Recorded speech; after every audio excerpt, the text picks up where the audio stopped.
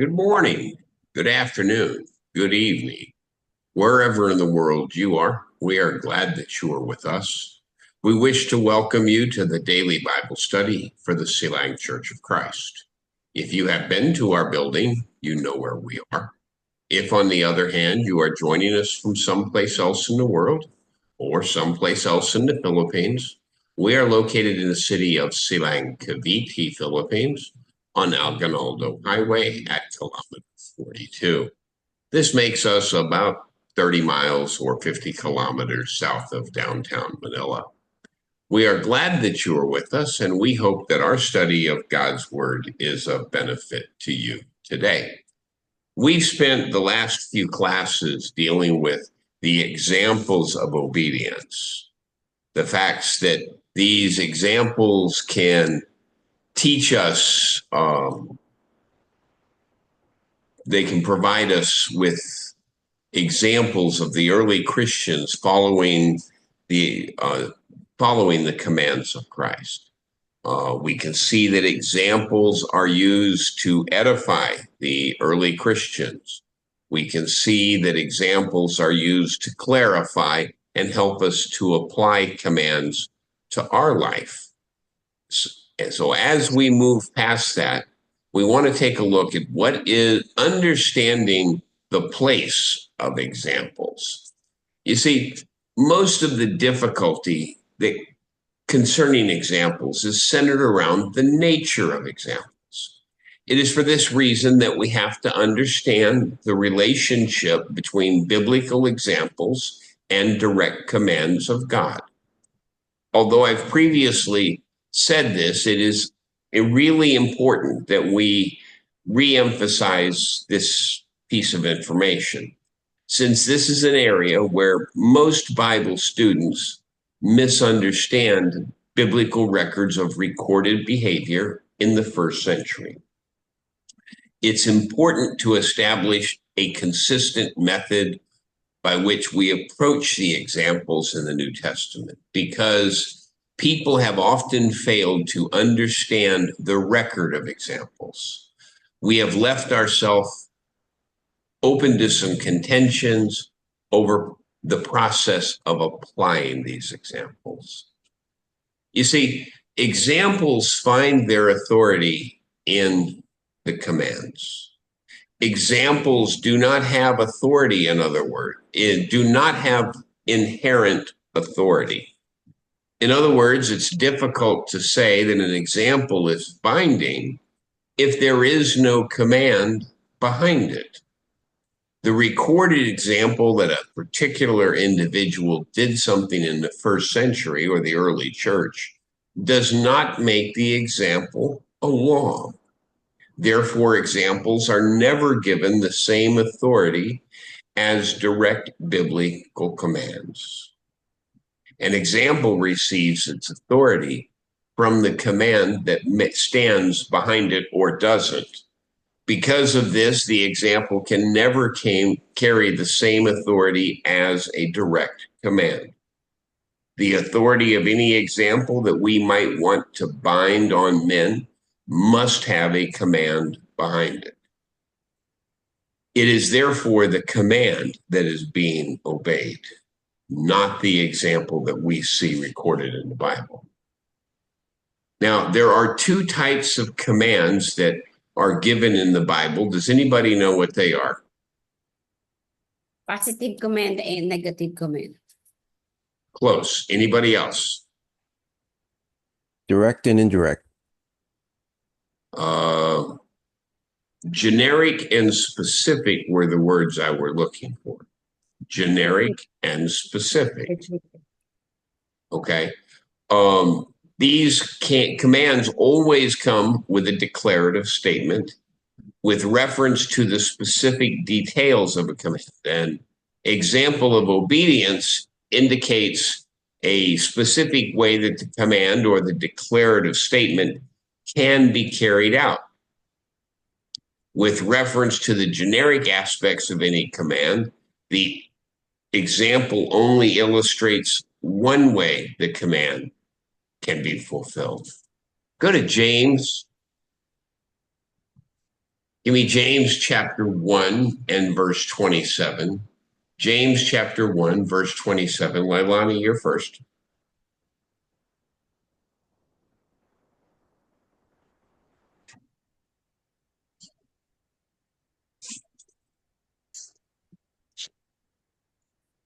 James chapter 1 verse 27 Yes. says, "Religion that is pure and undefiled before God the Father, this is to visit orphans and widows in their affliction, and to keep oneself unstained from the world." So, what is the specific aspect of this command? Specific. To visit orphans and widows. To take care of orphans and widows. That's correct. If we want to have a pure religion, now we have to take care of them. However, the statement is generic in the sense that no system of caring is defined within the statement itself. It is specific in the sense that widows and orphans are to be taken care of if we are going to have pure religion. And in Acts chapter 6, we're given an example of how widows were cared for by the early church. However, the continued revelation of Paul gave specific instructions as to who is going to be a widow. And this is going to be a little bit of a long read. So go to 1 Timothy chapter 5. 1 Timothy chapter 5.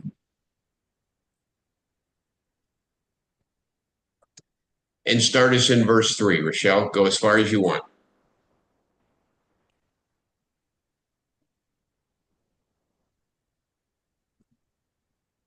First Timothy chapter 5 verse 3. Honor widows who are truly widows. Okay. Verse 4.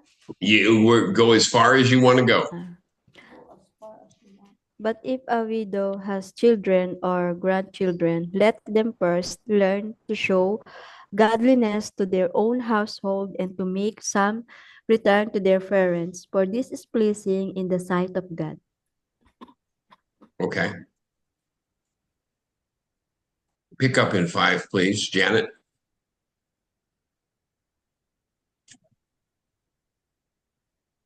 Yes. Verse 5. She who is truly a widow, left all alone, has set her hope on God, and continues in supplications and prayers night and day. Okay.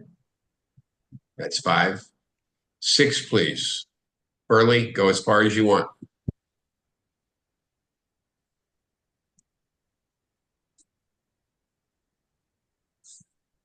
Verse 6. But she who is self-indulgent is dead while she lives. 7. Command these things as well, so that they may be without reproach. 8. But if anyone does not provide for his relatives, and especially for members of his household, he has denied the faith and is worse than an unbeliever. That's all. Okay. Geraldine, pick up in 9.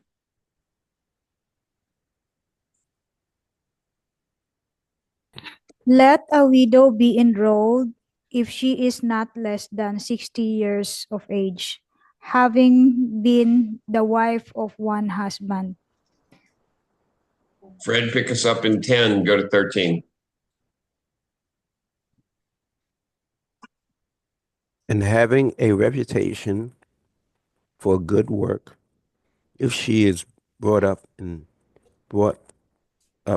has brought up children, has shown hospitality, has washed the feet of the saints, has cared for the affliction, and has devoted herself to every good work. But refuse to enroll young widows, for when their passion drawn them away from Christ, they desire to marry and so incur condemnation. for having abandoned their former faith.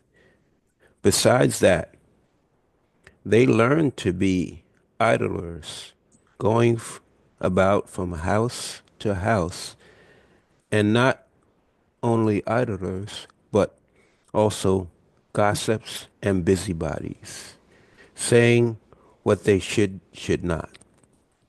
Okay, so what do we see as far as specific commands related to the widows that Paul gave in 1 Timothy chapter 5? That we need to take care of the widows. Right. But if a widow is 35 years old, does she qualify? No. No. Why not? I. Because it says that we could list widows if they are 60, and then for those youngers are not going to be included yet. Okay. Now you see, the command we see here is to care for widow. And the command often has general elements but the specifics are left up to us. The recorded examples we see in the New Testament are simply illustrations that show us how they were carried out by early Christians.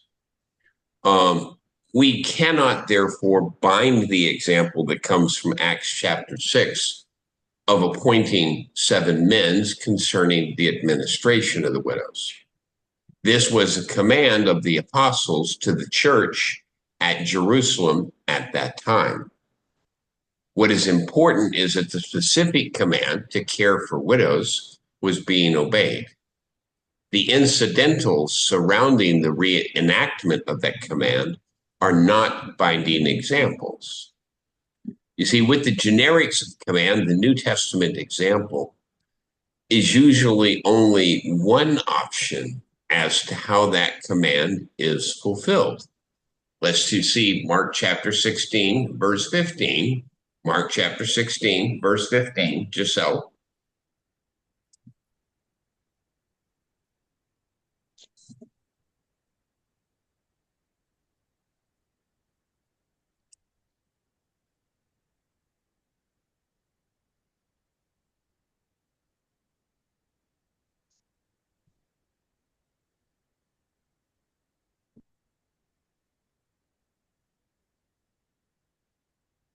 Mark chapter 16, verse 15.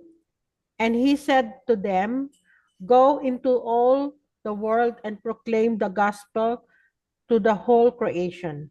Okay. And what is that a command? Yes, it is. What is the specific part of that command? Go to the world and proclaim the gospel. Very good. Now, can you go by walking? Yes. Yes, but how are you supposed to go? So the specific part of the command is what? To go. But the general part of the command, going by ship, as Paul does in another example, going by walking. Neither the command to go by walking or to go by ship or to go by chariot is binding. Although they are New Testament examples of how the first century church went in all the world, although Paul went by walking and he went by ship, that does not keep Christians today from going by airplanes or trains or automobiles. The example, therefore, is not a direct command that excludes by going any other command. The apostles' obedience to the command of Mark 16:15 was first carried out in a manner that was manifested as an option of work on their part. The church had been in existence for at least 10 years by the time we see Acts chapter 15, where Paul's on a ship. However, by Acts chapter 15, all the apostles except James, who was earlier killed by Herod, were still in Jerusalem. Do we have to assume that the apostles were slow to obey the command? Certainly not. The example of how they carried out the command was different from that of Paul. Paul personally went into all the nations. However, the apostles had experienced the great conversion of AD 30, as we see in Acts chapter 2. The Jewish feast of Passover and Pentecost occurred every year in Jerusalem. When the Jews gathered in Jerusalem from all over the world to which they had been scattered throughout their history, the apostles simply stayed in Jerusalem, wherein a Pentecost conversion, if you will, happened every year, along with the Passover and Pentecost feast. The converted Jews were taught, and then they returned to all the world from which they had come. The apostles went into all the world, not directly, but indirectly through those that they had converted. And therefore, the gifts for the return to all the world. The apostles stay in Jerusalem for several years after the establishment of the church was how they carried out the command to go into all the world. How they obeyed Mark chapter 16, 15 is not a binding example. It is an apostolic example that manifests how the apostles first obeyed the command of Jesus to preach the gospel to the world. It's unfortunate that today so many divisions are caused in churches over the point of binding as law that which the Holy Spirit only recorded as an example of how others carried out the commands of Christ. We must understand the specifics of the commands or what is important. And it's upon the specifics of the commands, not the example, that the foundation for unity has to be built. If we're going to do this, we have to understand that examples allow for liberty by manifesting the liberty which the New Testament Christians use to obey God. Most commands have permissive aspects in that they allow for us to use our good judgment and our freedom of choice. The example gives us permission as to how we obey the command, just as the apostles gave an example of how they went into all the world. We must not assume that we should bind their examples as law, knowing that how they obeyed the Great Commission, Mark chapter 16, verse 15, to go into all the world was the only way that it could be done. Something we have to keep in mind is that examples allow us liberty of choice. Most of the misunderstandings surrounding examples is centered on this point. In order to determine whether an example is binding, we have to use the illustration of what Jesus did during his ministry. We must do our best to imitate Christ or follow in his steps. John chapter 13, verse 15. John chapter 13, verse 15.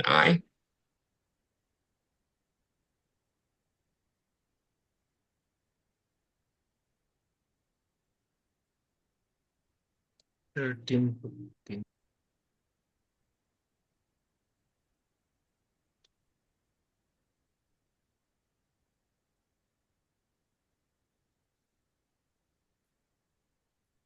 John chapter 13, verse 15. Yes, please. I have set you an example that you should do as I have done for you.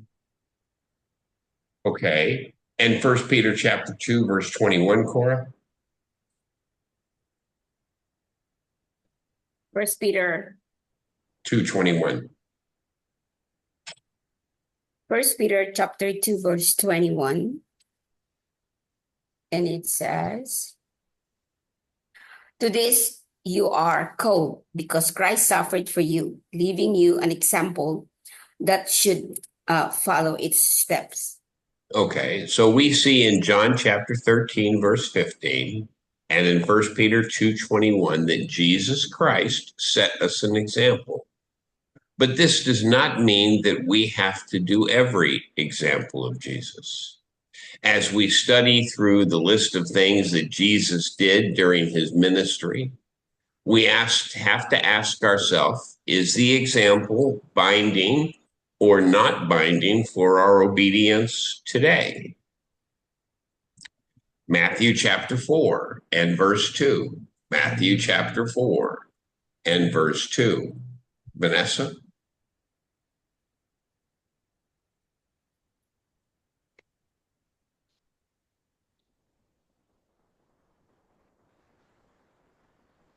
Yes. And after fasting 40 days and 40 nights, he was hungry. Okay. Jesus fasted for 40 days. Do we have to do that? No answers. These are rhetorical questions.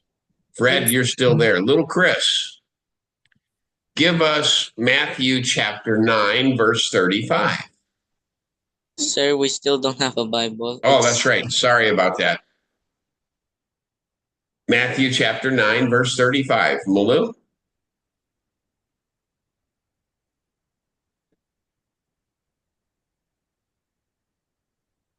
Yes, sir.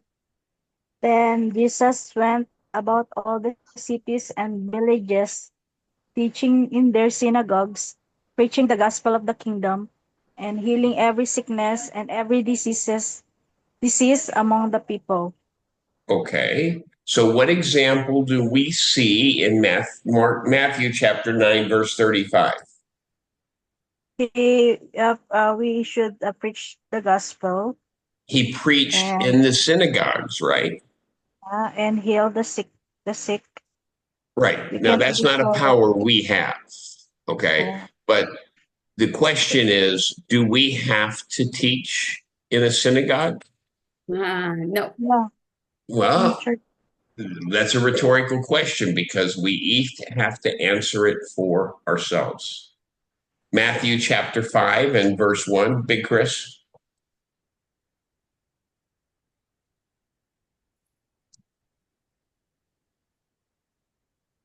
Matthew 12. 5. Matthew 5. Verse 6. Verse 1. Verse 1. Seeing the crowds, he went up to the mountain, and when he sat down, his disciples came to him. Okay. We see that Jesus taught when he was sitting down, right?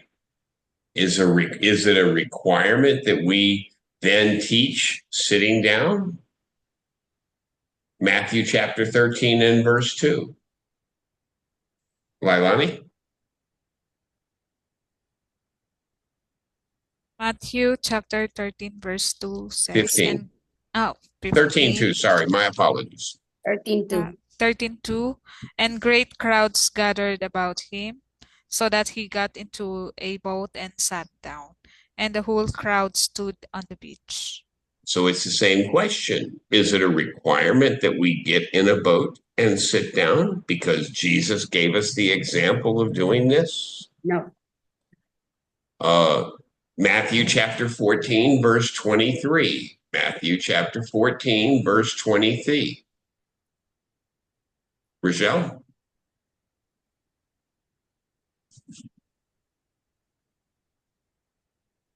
Matthew chapter 14, verse 23. And after he had dismissed the crowds, he went up on the mountain by himself to pray. When evening came, he was there alone. Okay. Jesus prayed on a mountain. Is it necessary that we go on a mountain in order to pray? Now, I'm going to spare us the rest of the verses. If you want to write these down, you can. Jesus taught in the temple in Jerusalem, Matthew 26:55. Jesus taught in houses, Matthew 8:14. Luke 20 and 36. Jesus kept the Passover at Pentecost, John chapter 2 and verse 13. So the question we have to ask, is it necessary that Christians obey all of these examples? And if it's not, then we have to establish a consistent method of determining which biblical examples that we have to obey, or if they should be obeyed. The method of applying the examples must be consistent. Why should one not obey certain examples? Well, it is necessary for us to determine the purpose of these examples. It is necessary that we determine what the interpretive principle is by what we will either bind or loose of these examples. Our understanding of the purpose of examples must allow Christians today to respond to the principles of God's command. Another good illustration that shows the difficulty we can sometimes have in determining what is binding in reference to examples is the command that Jesus gave concerning the Lord's Supper. Jesus gave specific command to observe the Lord's Supper. However, there are several incidental events that surround his partaking of it with his disciples. And when we look at Luke chapter 22, now we have to consider these incidentals as examples of what he did. And then we have to determine what applies. Well, they were in a city, they were not out in the country. They took the Lord's Supper in a guest room. They took the Lord's Supper in an upper room. They took the Lord's Supper in a reclining position. Only men partook of the Lord's Supper. They partook of the Lord's Supper using only one cup. They partook of the Lord's Supper on the Jewish Passover feast. They partook of the bread before the fruit of the vine, and then the cup before the bread. Luke chapter 22, give me 17 through 19. Luke chapter 22, 17 through 19. Janet?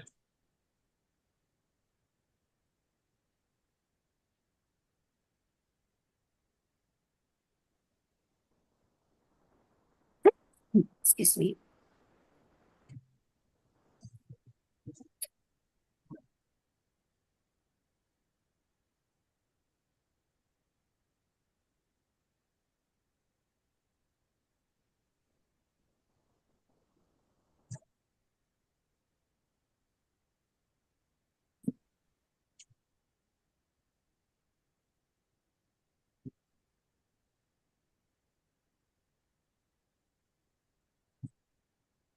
Janet?